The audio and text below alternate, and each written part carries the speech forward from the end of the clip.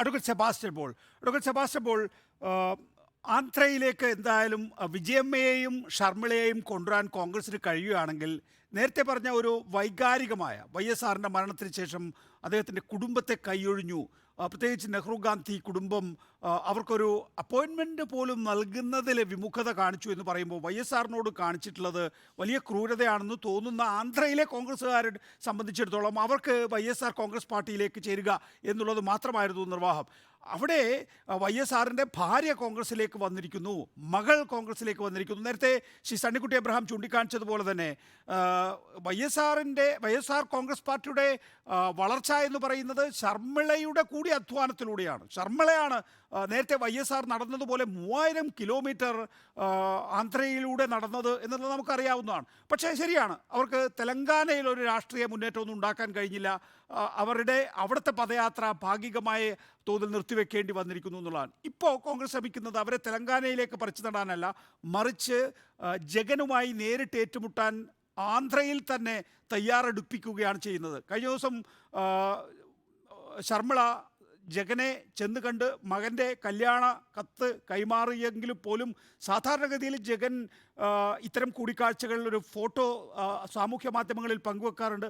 ഇന്നലെ ആ ഫോട്ടോ പങ്കുവെച്ചില്ല എന്നുള്ളതാണ്. വലിയ കാലുഷ്യം ആ കുടുംബത്തിലുണ്ട് എന്നുള്ളത്. അങ്ങനെ കാലുഷ്യത്തിലൂടെ ശർമിളയെ പോലൊരാളെ കോൺഗ്രസ് സ്വന്തമാക്കുമ്പോൾ അതിൽ നിന്ന് നഷ്ടപ്പെട്ട ആന്ധ്ര കോൺഗ്രസിന് തിരിച്ചു പിടിക്കാനാകുമെന്നാണോ കരുതേണ്ടത് അഡ്വക്കേറ്റ് സെബാസ്റ്റ്യൻ പോൾ?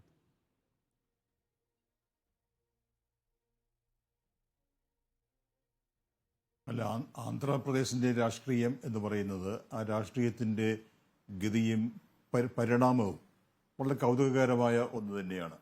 ആന്ധ്ര എന്ന് പറഞ്ഞാൽ പണ്ട് കോൺഗ്രസിൻ്റെ നെടുങ്കോട്ടയായിരുന്നു. ഒരു കാരണവശാലും അവരുടെ കയ്യിൽ നിന്ന് നഷ്ടപ്പെട്ടു പോകാത്ത പ്രദേശമായിരുന്നു. പണ്ട് സഞ്ജീവ റെഡ്ഡിയുടെയും ബ്രഹ്മാനന്ദ റെഡ്ഡിയുടെയും നരസിംഹറാവുവിൻ്റെയും ഒക്കെ കാര്യങ്ങൾ നമുക്കറിയാം. അവിടെ രാജീവ് ഗാന്ധി AICC സെക്രട്ടറി ആയ കാലത്ത് ഇവിടെ ചൂണ്ടിക്കാണിക്കപ്പെട്ടതുപോലെ ഒരു അപമാനകരമായ അവസ്ഥയിൽ ആന്ധ്രയിലെ കോൺഗ്രസ് മുഖ്യമന്ത്രിയെ എത്തിക്കുകയും അതിനെ തുടർന്ന് ഉണ്ടായ ഒരു വലിയ ഒരു വികാരത്തിന്റെ വേലിയേറ്റം അവിടെ നടന്നു. അവിടെയാണ് ആത്മഗൗരവം എന്ന മുദ്രാവാക്യം ഉയർത്തിക്കൊണ്ട് NT രാമറാവു തെലുങ്കുദേശം പാർട്ടിയുമായി വരുന്നു. കോൺഗ്രസിന്റെ തകർച്ച അന്ന് നമ്മൾ കണ്ടു. അതിനുശേഷം അവിടെ കോൺഗ്രസിന് മടങ്ങി വരാൻ കഴിഞ്ഞിട്ടില്ല. ആ അവസ്ഥയിൽ നിന്ന് രാമറാവുവിന്റെ കാലം കഴിഞ്ഞു, ചന്ദ്രബാബു നായിഡുവിന്റെ കാലം കഴിഞ്ഞു. ആ അവസ്ഥയിൽ നിന്ന് കോൺഗ്രസിനെ അവിടെ പുനരുജ്ജീവിപ്പിച്ചത് രാജശേഖര റെഡ്ഡിയായിരുന്നു. അദ്ദേഹത്തിന്റെ പ്രസിദ്ധമായ യാത്രകളും ജനപ്രിയ നടപടികളും നന്നായി അധ്വാനിച്ച് കോൺഗ്രസിനെ അവിടെ പുനരുജ്ജീവിപ്പിച്ചു. ആ രാജശേഖര റെഡ്ഡിയോട് അദ്ദേഹത്തിന്റെ അപകട മരണത്തിന് ശേഷമുള്ള ആ അവസ്ഥയിൽ എപ്രകാരമാണ് സോണിയാഗാന്ധിയും രാഹുൽ ഗാന്ധിയും ഒക്കെ പെരുമാറിയത് എന്നും ഇവിടെ പറയുകയുണ്ടായി. അങ്ങനെയുള്ള ഒരു നിർണായകമായ ഒരു അവസ്ഥയിൽ ഇപ്പോൾ എത്തി നിൽക്കുമ്പോൾ അതേ രാജശേഖര റെഡ്ഡിയുടെ മകളെ കോൺഗ്രസിലേക്ക് കൊണ്ടുവന്ന് അവരിലൂടെ നഷ്ടപ്പെട്ടത് തിരിച്ചുപിടിക്കാൻ കോൺഗ്രസ് ശ്രമിക്കുമ്പോൾ ഒരു വൃത്തം പൂർത്തിയാവുകയാണ്. ചില കാര്യങ്ങളൊക്കെ അങ്ങനെയാണല്ലോ, എനിക്കൊരു ലോജിക്കലായിട്ടൊരു കൺക്ലൂഷനിലേക്ക് എത്തേണ്ടി വരും. ഇവിടെ അങ്ങനെയാണ് സംഭവിച്ചിരിക്കുന്നത്. ഇവിടെ കോൺഗ്രസിനെ സംബന്ധിച്ച് അവർക്ക് കിട്ടാവുന്ന ഏറ്റവും നല്ല ക്യാച്ച് അതാണ് ശർമിള. തെലങ്കാനയിൽ എപ്രകാരമാണോ രേവന്ത് റെഡ്ഡിയെ മുൻനിർത്തി അവർക്ക് അധികാരത്തിലെത്താൻ കഴിഞ്ഞത്, അതിന് സമാനമായ ഒരു രാഷ്ട്രീയ പരീക്ഷണം തന്നെയാണ് ആന്ധ്രയിലും അവർ നടത്താൻ ശ്രമിക്കുന്നത്. അത് ഒരുപക്ഷെ വിജയം വരിച്ചുകൂടാ എന്നൊന്നുമില്ല. കാരണം തെരഞ്ഞെടുപ്പിന് ഇനി ഏതാനും മാസങ്ങൾ മാത്രമേ ഉള്ളൂ എന്ന് പറയുമ്പോഴും പൊടുന്നനെ ഉണ്ടാകുന്ന ചടുലമായ രാഷ്ട്രീയ നീക്കങ്ങൾ വലിയ തോതിലുള്ള രാഷ്ട്രീയ മാറ്റങ്ങൾക്ക് കാരണമായേക്കാം. അതുകൊണ്ട് എന്ത് സംഭവിക്കും എന്ന് പറയാൻ കഴിയില്ലെങ്കിലും കോൺഗ്രസ് ഇപ്പോൾ ചില ഒരു പശ്ചാത്താപത്തോടെ എന്ന് വാക്യം ഉപയോഗിക്കുകയാണ്. അതുണ്ടെങ്കിലും ഇല്ലെങ്കിലും ചില പരിഹാര ക്രിയകൾക്ക് തയ്യാറായിരിക്കുന്നു.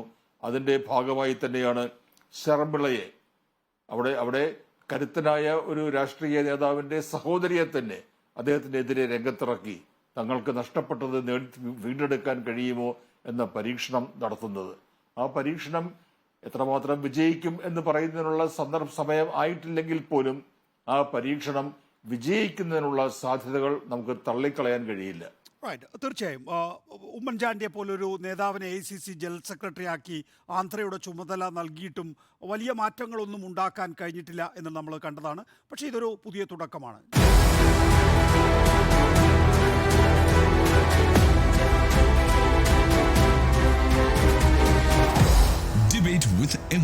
രാജേഷ് കുമാർ.